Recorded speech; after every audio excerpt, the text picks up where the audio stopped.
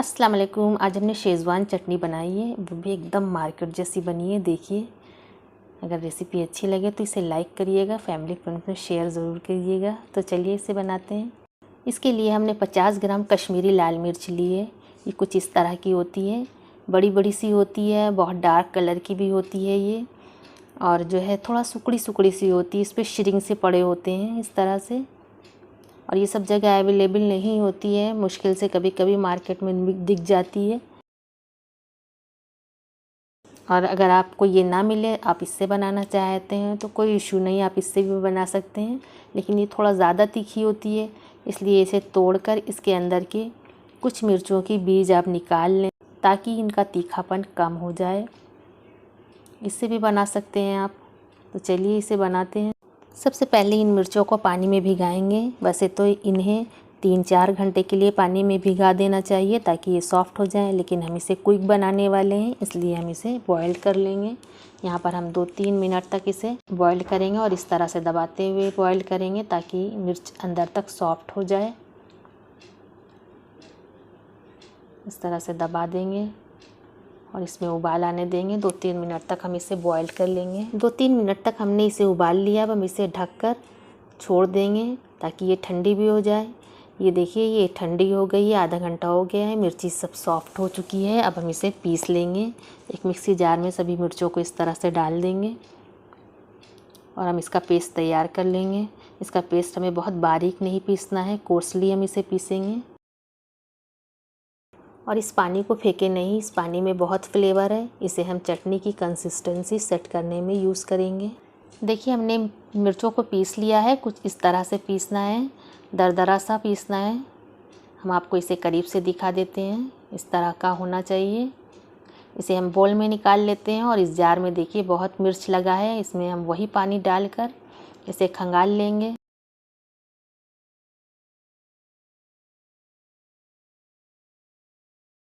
Gas पर हमने एक कढ़ाई चढ़ाई है, उसमें 2-3 टेबल स्पून तेल डालेंगे और 2 टेबल स्पून बारीक कटा हुआ लहसुन डाल रहे हैं। आप चाहें तो चॉपर में चॉप करके डाल लें और इसे हमें 1 मिनट तक फ्राई करेंगे। इसका कलर हमें नहीं चेंज करना है। लहसुन को हमने 1 मिनट पका लिया है। अब हम 2 टेबल स्पून बारीक कटी हुई अदरक डाल रहे हैं। इसे भी हम 1 मिनट तक पकाएंगे।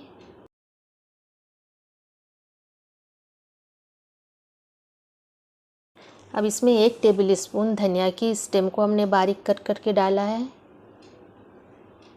इसे भी हम आधा मिनट तक पकाएंगे इसके साथ। इसे आधा मिनट तक पका लिया है। अब हम इसमें मिर्चों का पेस्ट डालेंगे।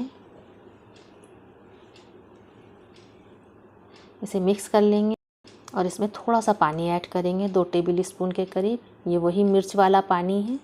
पानी डालकर हम इसे 3-4 मिनट तक पकाएंगे। ये देखिए, इसे पकते हुए 3-4 मिनट हो गया। अब हम इसमें 1 चम्मच नमक डाल रहे हैं। इसे मिक्स कर लेंगे।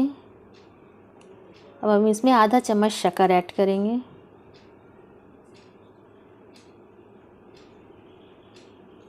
इसे भी मिक्स करेंगे। अब हम इसमें ½ टी स्पून सोया सॉस डाल रहे हैं। इसमें सोया सॉस ज़्यादा नहीं डाला जाता है। इसे भी मिक्स कर लेते हैं। अब इसमें 1 टेबल स्पून टमाटो केचप डाल रहे हैं। अब इसमें 2 टेबल स्पून वाइट विनेगर डाल रहे हैं। इससे इसकी शेल्फ लाइफ बढ़ जाएगी और ये 1-2 महीना तक ख़राब नहीं होगा। और इसमें टेस्ट भी इससे आ जाता है। आप विनेगर की जगह लेमन का भी यूज़ कर सकते हैं। इस चटनी को पकाते हुए 6-7 मिनट हो गया है। ऑयल सरफेस पर आ गया है। अब इसमें लास्ट में डालेंगे ब्लैक पेपर पाउडर, आधा चम्मच डाला है हमने। इसे भी मिक्स कर लेंगे। बस इसे 1-2 मिनट और पकाएंगे। ये तैयार हो गई है। हम आपको दिखाते हैं इसकी कंसिस्टेंसी किस तरह की है। देखिए, इसने तेल छोड़ दिया है, बहुत ही गाढ़ी अच्छी सी बनी है। आप इसे 2 महीना तक फ्रिज में रख के खाएं, ये बिल्कुल ख़राब नहीं होगी। फ्राइड राइस बनाइए, मोमोज़ के साथ भी इसे आप खा सकते हैं और चाउमीन के साथ भी खा सकते हैं आप इसे। चाइनीज़ डिशों में इसका बहुत इस्तेमाल होता है। आप इसे पराठों के साथ भी खा सकते हैं, समोसों के साथ भी खा सकते हैं। ये हर तरह से अच्छी लगती है, बहुत जल्दी घर में फिनिश हो जाती है। अब हम इसे डिश आउट कर लेंगे।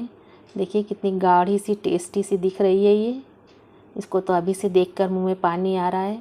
इस तरह से आप शेज़वान चटनी बनाइए और 2 महीने तक इसे फ्रिज में रखिए, बिल्कुल ख़राब नहीं होगी। और मेरी रेसिपी को प्लीज़ फैमिली फ्रेंड्स में शेयर भी करें और मेरे चैनल को सब्सक्राइब कर लीजिए और बेल बटन को क्लिक ज़रूर करें ताकि मेरी कोई भी रेसिपी, कोई भी वीडियो सबसे पहले आप तक पहुँचे। और इसे एक बार ट्राई कीजिए और मुझे कमेंट करके बताइएगा कि आपको कैसी लगी। Thank you for watching.